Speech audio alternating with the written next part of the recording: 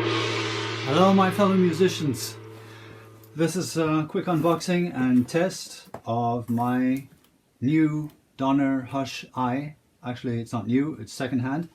I got it on eBay, classified, and I'm going to unbox it in front of you now. Check it out.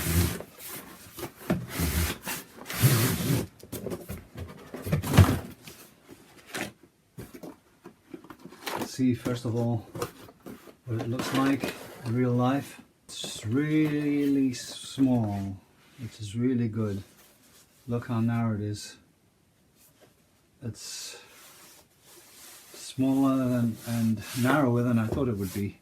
These handles are made of aluminium, embroidered logo, and pretty good quality material. Watertight zipper. Here's the strap. And this is the strap that doubles as a guitar strap as well. So it's a strap for the case and it's a strap for the guitar as well, which is pretty well thought out. Ta-da!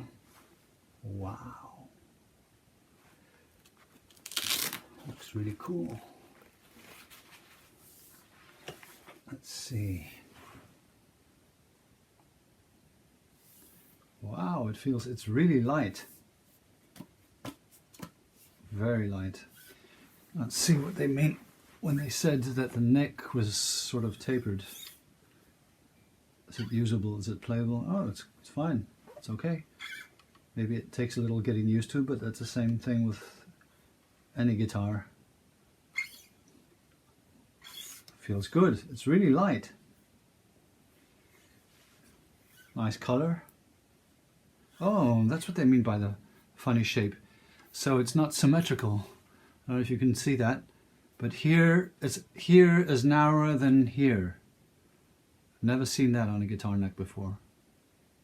Okay, I thought it was just going to be like it has another radius here and another radius here, but no, it's sort of I can't describe it. I don't know what else has this sort of shape, but it's so here it's symmetrical, like left and right, it's the same, but here it isn't.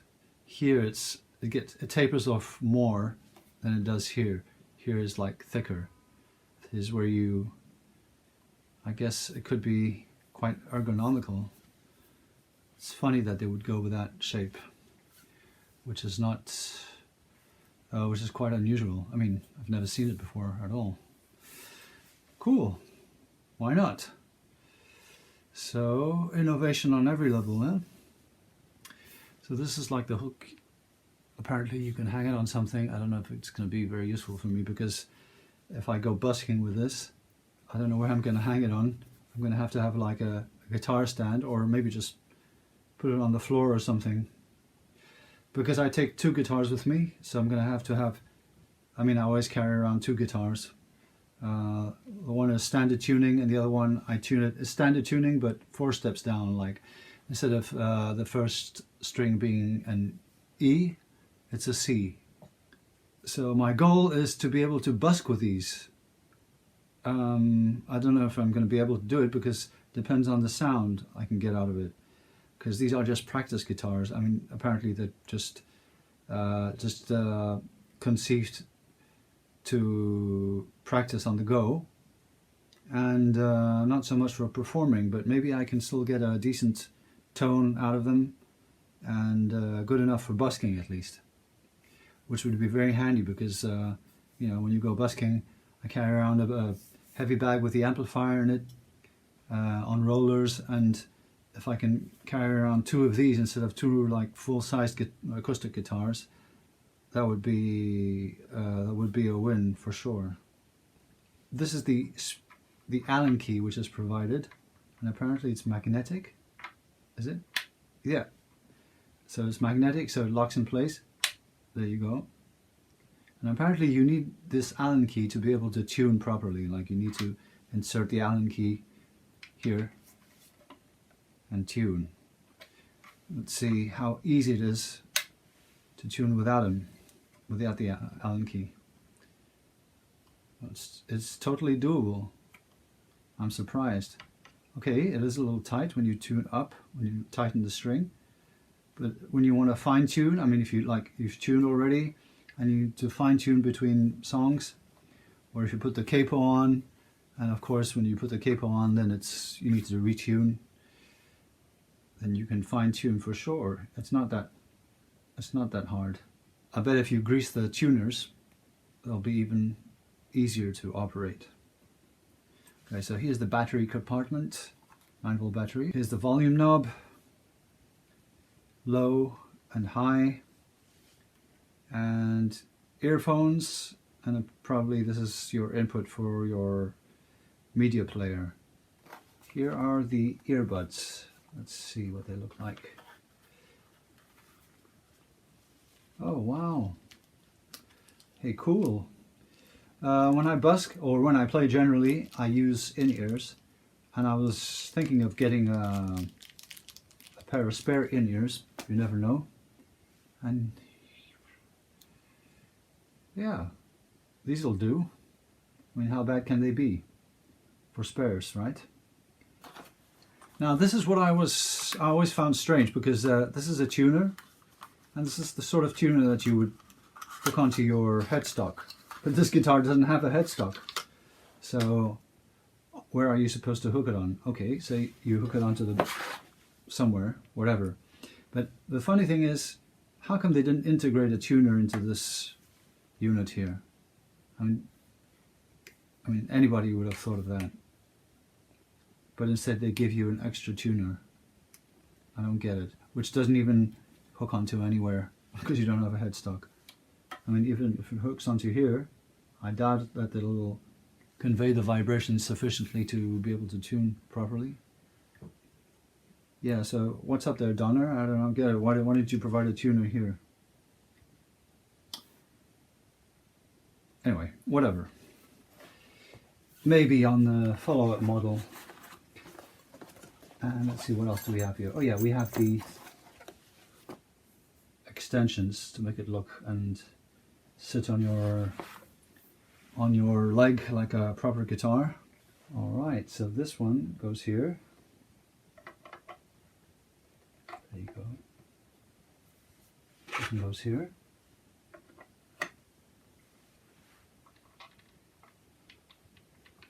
Okay, it's a little pain in the neck if you have to do this every time.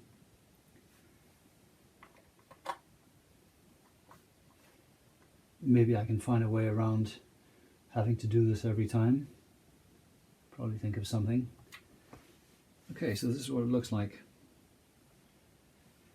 I don't know what you think, but I think this horn here, which is supposed to kind of look like a Strat, is a little small and disproportionate to the rest. This is what I thought from the videos as well. Now the string action here is a little high. Let's see what the neck looks like. It does need a slight truss rod adjustment. Now here's a truss rod. Let's see if it opens like this. It does. Just slides open like this. Probably loosen the screw as well. And here's the truss rod, which you can probably adjust with the same Allen wrench. I don't know how you're supposed to get the Allen wrench in here. It's a little too long. Okay, that's not very well thought out. Or am I missing something? No, I don't think so. Nope, I'm not missing anything. This is too long. This is not going to work. Okay, so I'm going to have to think of something there. Because the truss rod does need adjustment. It needs tightening. Alright, so it's time to remove these strings. Okay, so here's a guitar with the strings removed. And in my hand I have the nut and the saddle. I'm going to drop them on the tile floor and see what they sound like. Because depending on the material, they sound different, and it's also going to make the difference in the sound.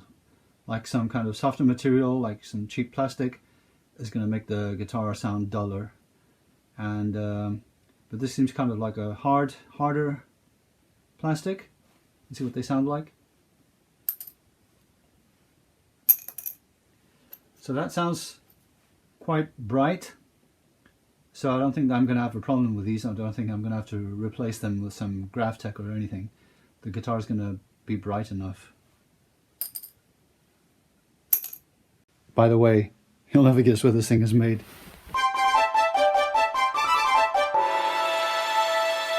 Another thing I think is worth mentioning is that I managed to get the guitar in this suitcase. This is a Samsonite 55cm by 78cm suitcase, or in other words 21.6 by 30 inches. And check it out. There you go. I could probably get one more in here. I'm not sure if they'll survive the trip, but at least they fit. And here I am again, 2 days later, and it's time for a cleanup.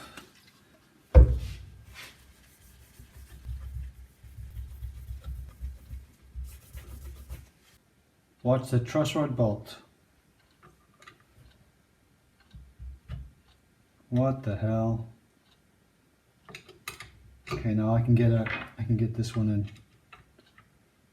I don't know what that's about. And here are the new strings.